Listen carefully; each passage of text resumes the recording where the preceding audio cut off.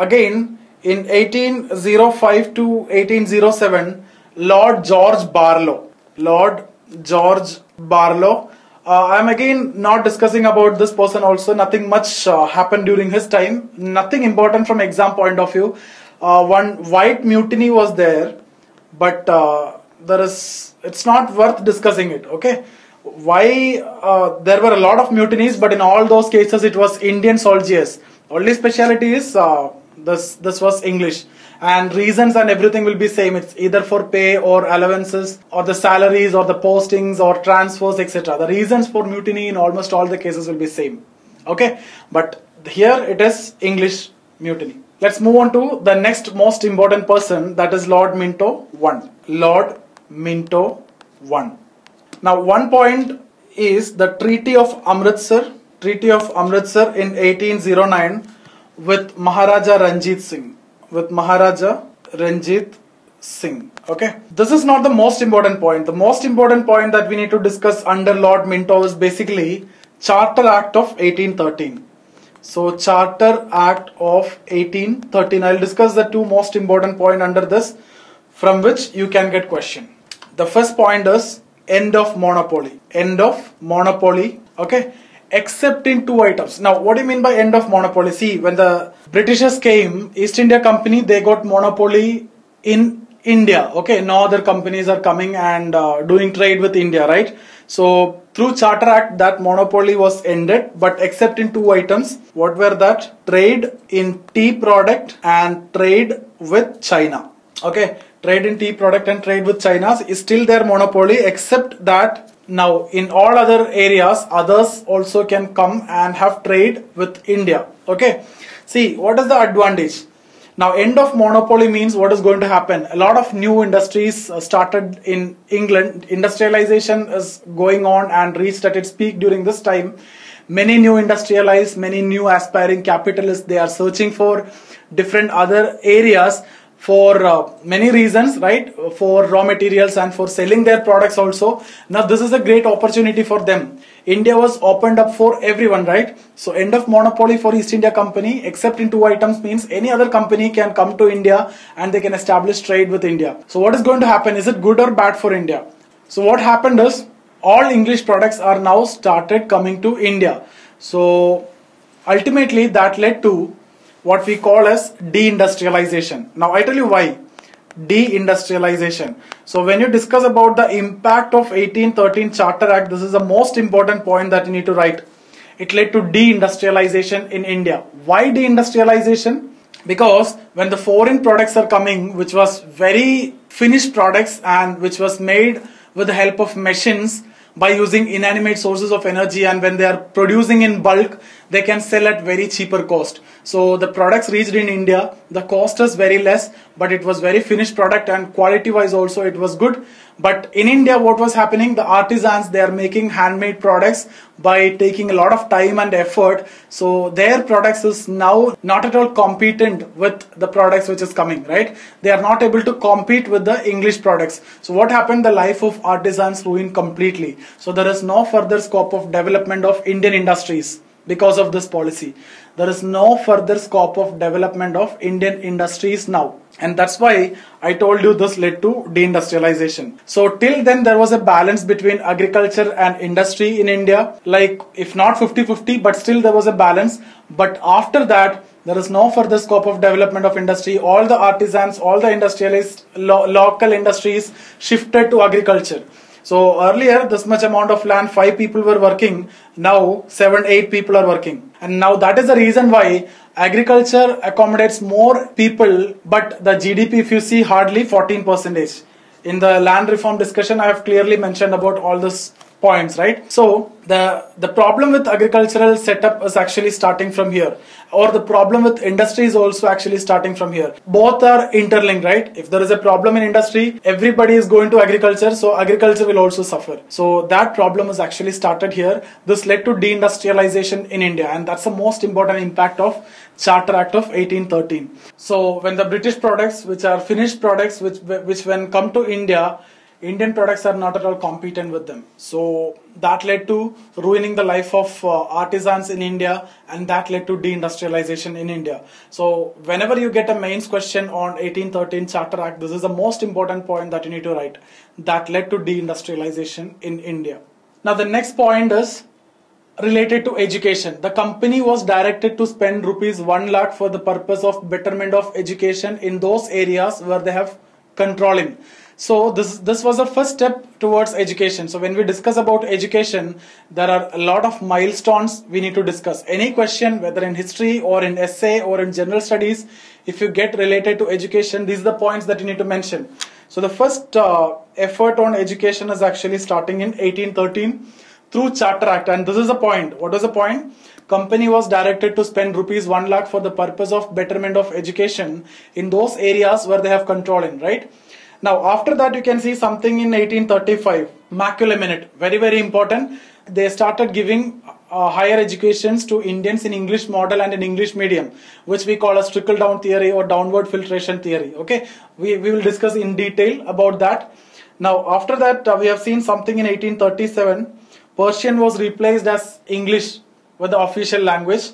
Then we have seen something in 1854, Wood's Dispatch, which was called as Magna Carta of modern Indian education, where secondary education was given importance and government took up the responsibility of giving education to masses. That's why it is called as Magna Carta of modern Indian education. And then we have seen something in 1882, Hundar Commission report also, right? So all these are milestones which are related to education, which you are not supposed to miss if you get a question in history or any other paper. So the first such effort is actually happening here in Charter Act of 1813, and that's the second point that we have discussed.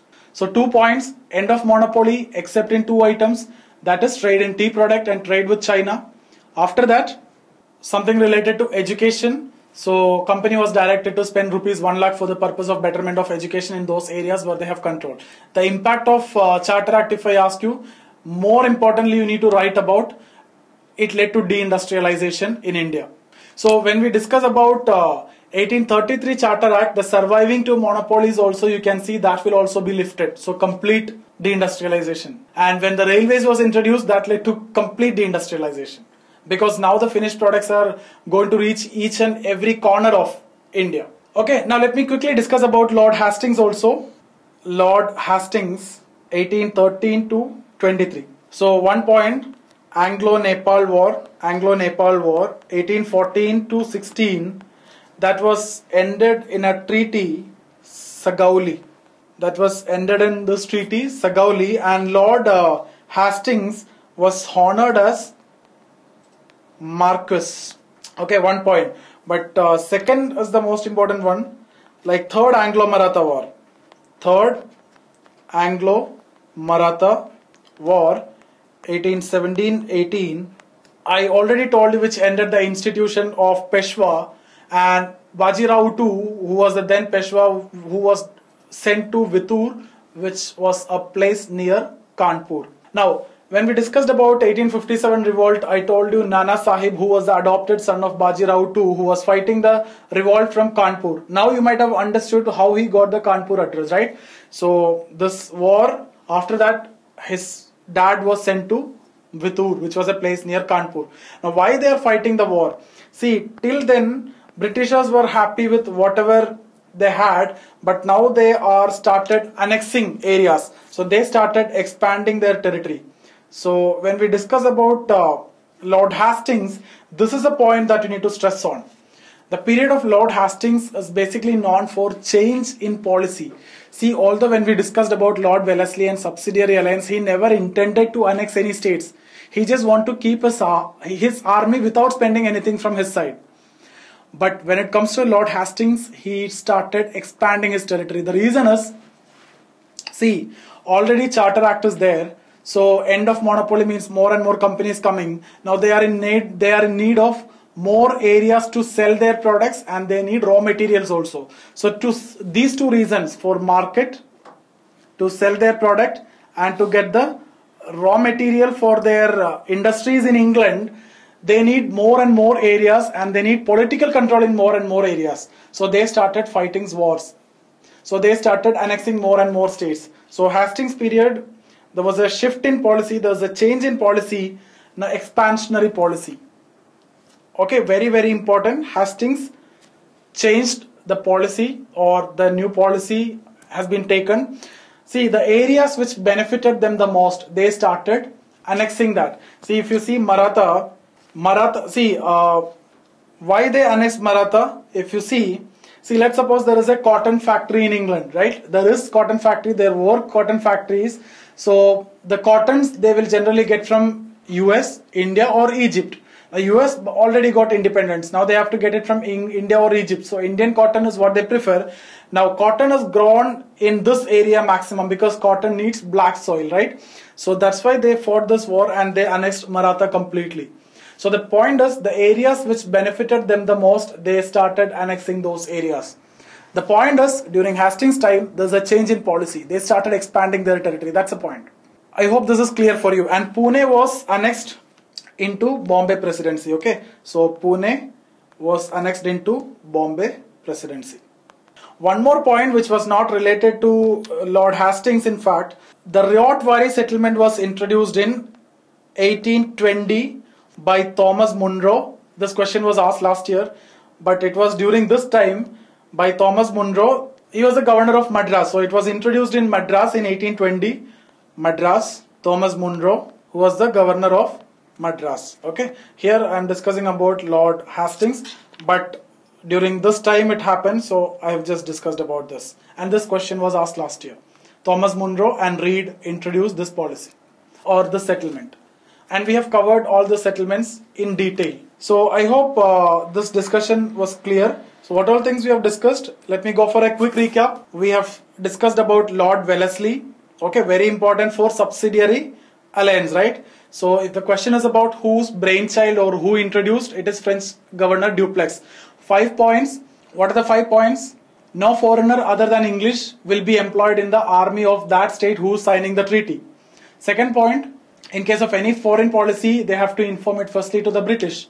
Third point, an English resident had to be stationed in the capital of that local state who is signing the treaty, and the entire expenditure of that local resident had to be taken care by the local state. In return, what the British promised, they will not interfere in the internal matters and they will protect from any external threat. And the states which were annexed under subsidiary alliance that you have already seen. So they can ask you question based on year and the state also. They can give you match the following or pick the correct among the following, etc. Okay. Then we have discussed about minto. Most important point is Charter Act of 1813. 2 points. One is related to education and one is related to deindustrialization. That is end of monopoly. Except in 2 items, that is trade in tea product and trade with China. Then we have seen Lord Hastings. There is a change in policy. They started expanding their territory. The reason also you have seen. I hope this is clear for all of you. We'll stop here.